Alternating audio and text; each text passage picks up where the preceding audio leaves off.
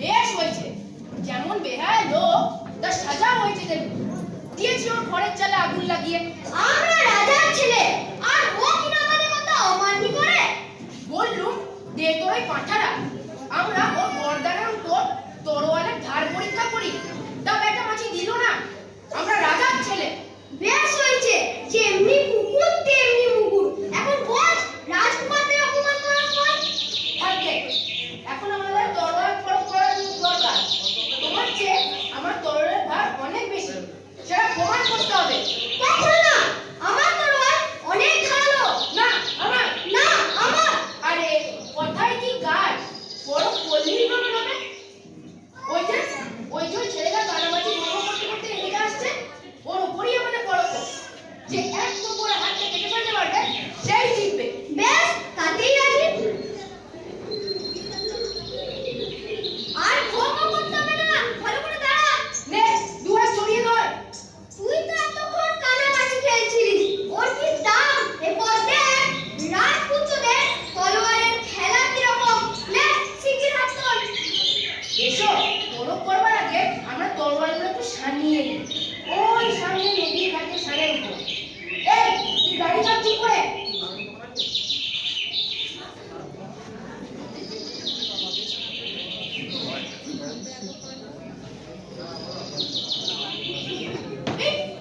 কোথায় গেল সেটা? কোথায় গেল? ভারী শয়তান তো। এত বড় কথা, রাজকুমারদের অপমান। চলো না, ওকে ধরে আনতেই হবে। এত বড় সাহস তো ভালো নয়।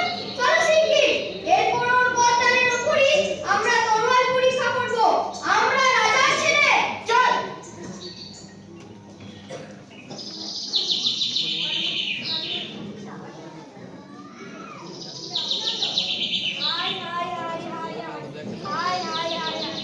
আর এত অত্যাচার সহ্য হয় না।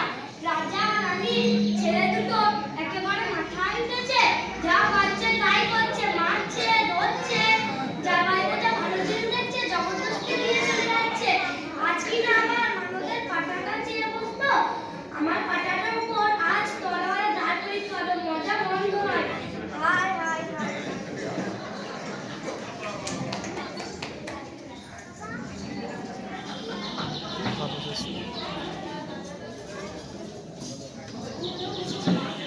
মায়েরা তো এবার 16 বছরে পড়লো। মনে পড়ে দিদি 16 বছর আগেকার কথা। ওই যে নদীতে নামতে গিয়ে সন্ন্যাসীর কাছ থেকে এক ফল পেয়েছিলাম। সেই ফল তুমি আর আমি ভাগ করে খেয়ে আমাদের 4 পাড়া 2 ছেলে হলো, বর্ণকুমার আর স্বর্ণকুমার। আর ছোট রানীকে সেই ফলের মোটা 2 ভাগ করে খাইয়ে দিলাম। তাতে তার পেটে হলো একটা বাঁদর আর একটা পেঁচা। তাদের আবার নাম রেখেছে বুদ্ধ আর ভুতু। মরে মরে যেমন তাদের রূপের ছিল তেমন তাদের নামের ছিল। বেশ হয়েছে, আগে যেমন ছিল রাজার সবচেয়ে প্রিয়, এখন দেখছি ভূতের বাড়ির দাসী হয়ে ভাঙা পুরে ঘরে বাস করছে। রাজা তার কথা এখন আর ভুলেও মনে করেন না। আর আমাদের ছেলেরা এই তো বয়স, তার মধ্যে চাল চলন একেবারে কেতা দুরস্ত। ছেলে তো নয়, যেন দুটো চাঁদের টুকরো। দেখলে চোখ জুড়িয়ে যায়। বিদ্যে বুদ্ধির আর ধই পাওয়া